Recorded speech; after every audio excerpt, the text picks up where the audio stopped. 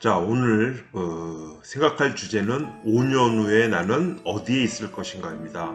학생들은 중학교 2학년 이상부터는 내가 정상적으로 진학을 했다면 어느 대학교 무슨 과에서 활동하고 있을까를 생각해 보면 되겠습니다. 참고할 서적은 5년 후 나는 어디에 있을 것인가입니다. 이 책의 저자는 이용덕 씨로 20년 이상 유럽과 미국 글로벌 기업의 한국지사 CEO로 재직하며 끊임없이 변화와 발전하는 세상의 최전선에 있었습니다. 이를 통해 그는 누구보다 빠르게 세상의 움직임을 접하고 통찰할 기회를 얻었다고 합니다. 그러면서 지금 당장 변화의 물결에 합류하지 않으면 그들의 미래가 어떻게 될지 뻔하다고 하면서 이 책을 만들었다고 합니다. 자, 나는 경쟁력 있는 인재인가?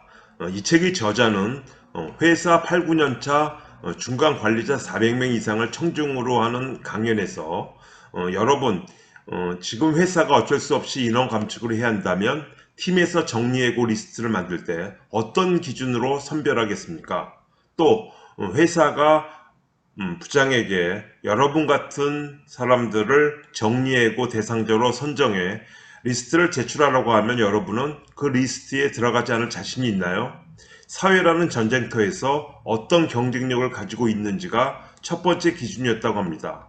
여러분은 스스로 얼마만큼의 경쟁력을 가지고 있나요?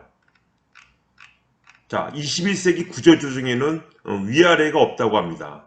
직장인들에게 좋아했거나 하고 싶었던 게 있는지, 그게 어렵다면 잘했던 혹은 잘할 수 있는 게 뭔지를 생각해 보라고 합니다. 그리고 떠오른 답 중에 하나에서 세 개를 하루에 10분, 일주일에 단 2시간만이라도 실행에 옮겨 보시라고 합니다. 스케치라도 해야 수정할 게 보이죠. 그러니까 결국 실행을 하라는 거죠. 그렇지 않으면 계속 백지일 겁니다. 회사에서 과장의 직급을 다하는 순간부터는 무리이지만 퇴직 이유를 진지하게 생각해야 하라고 합니다. 내 인생의 경쟁력은 무엇인가? 지금까지 해야 하는 일을 했다면 이제는 하고 싶은 일에 욕심을 내보내면 어떨까요?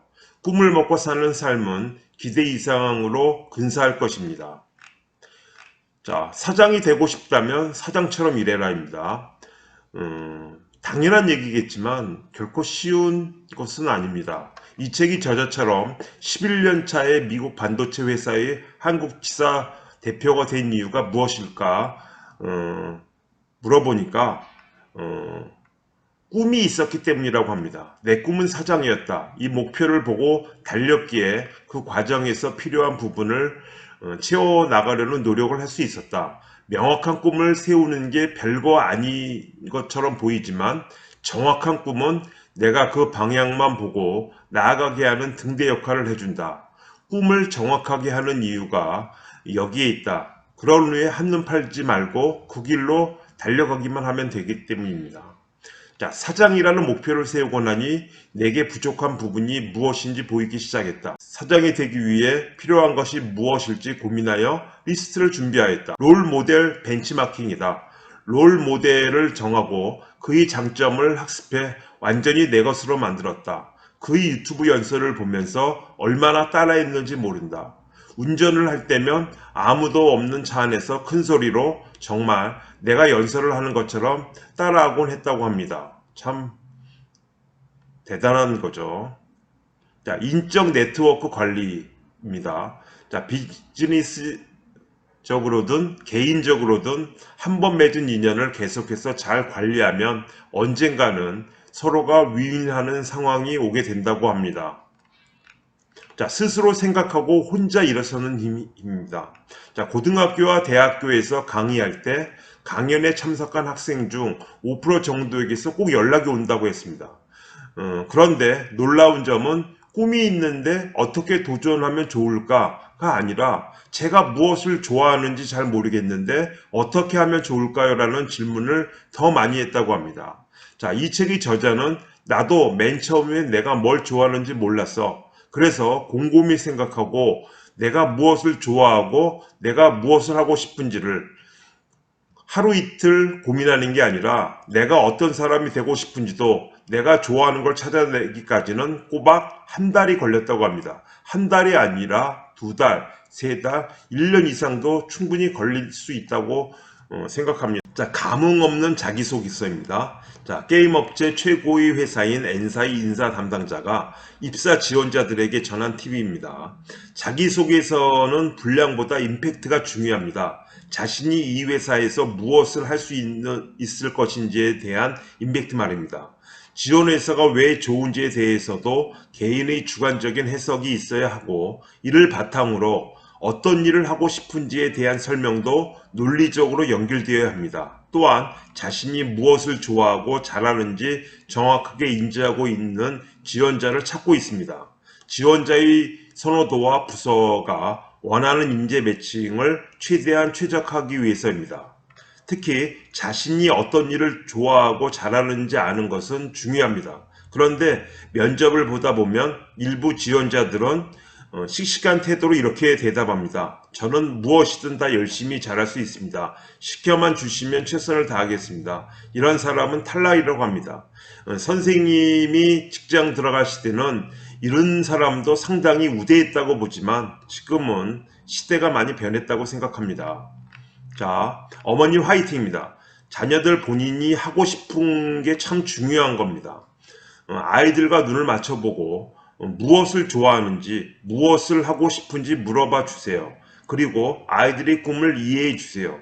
부모님의 역할이 상당히 중요합니다. 그리고 하고 싶은 공부를 먼저 하게 해주세요. 그걸 하다가 남들 다 하는 공부도 필요하다고 느끼면 어머님들이 잔소리를 하지 않아도 신나게 자식들은 스스로 찾아서 하게 될 거예요. 기술의 변화를 이끄는 중심에는 인공지능이라는 요소가 있습니다. 이제는 모든 분야가 인공지능 기술과 융합될 겁니다. 문과인지 이과인지는 중요하지 않습니다. 자녀들이 기술에 대한 이해와 지식을 습득해야 합니다. 자, 절이 싫어도 중이 남아야 있어야 할 때가 있다고 합니다. 자, 회사에서 이직 전에 다음의 항목들을 냉정하게 고민하고 판단해 보아야 할 것입니다. 자, 첫 번째는 상사와 어떤 방법으로든 풀 수 있는 문제인가? 나의 문제는 아닌가? 실력, 업무 성과, 잦은 지각, 약속 불이행, 고객인의 동료의 잦은 컴플레인, 내가 잘못한 부분은 없었는지 돌아볼 필요가 있고요. 세 번째, 상사의 문제인가? 상사의 문제라면 회사 내부에서 다른 임직원들 사이에서도 이미 피드백이 나와 있을 확률이 높다는 것입니다.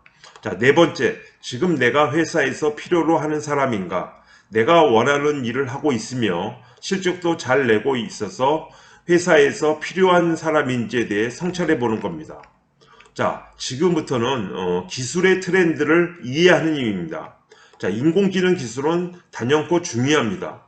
미국 라스베가스에서 개최된 CES 2020에서도 볼 수 있듯이 상상 이상의 속도로 산업의 모든 분야에 적용돼 빠르게 확산되고 있습니다. 구글과 아마존의 인공지능 음성 인식 플랫폼은 전 세계 11억 이상의 디바이스에 장착이 돼서 그들만의 에코시스템 생태계를 훌륭하게 이끌어가고 있다고 합니다. 자, 아마존의 인공지능 비서 알렉사는 2019년 초를 기준으로 3,500개 기업, 2만 종 이상의 제품에 구글의 인공지능 비서인 어시스턴트는 100개 기업의 제품에 탑재되어 있다고 합니다. 이는 지속적인 기술이 트렌드를 읽으며 변화를 이끌었기에 가능했던 일이 아닐까 생각합니다. 자, 안목을 갖춰야만 길게 볼 수 있습니다. 자, 지금 실리콘밸리 세계 최고 기업들은 10년, 20년, 30년 뒤를 내다본 프로젝트를 비밀리에 각각 진행하고 있다고 합니다. 자, 구글의 X 프로젝트가 좋은 예입니다. 현재는 CEO 자리에서 물러난 구글의 공동 창업자 레리 페이지와 세르게이 브린이 구글의 지주회사인 알파벳 산하에 둔 비밀 연구소입니다. 이곳에서는 당장의 현실과는 다소 무관해 보이는 미래의 혁신을 이끌어갈 연구 프로젝트들이 비밀스럽게 진행되고 있다고 합니다.